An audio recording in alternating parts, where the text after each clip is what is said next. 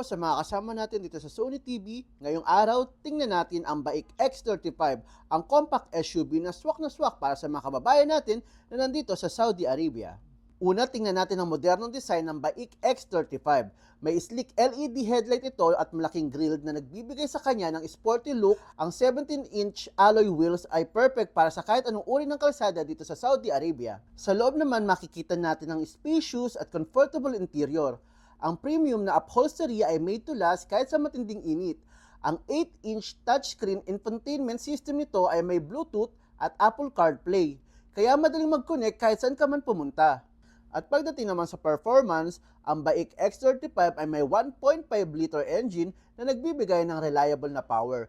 Ang suspension system nito ay designed para sa mga smooth ride kahit saan man dito sa Saudi Arabia. At syempre, hindi pwedeng walang safety features. Ang BAIC X35 ay may ABS, electronic stability control,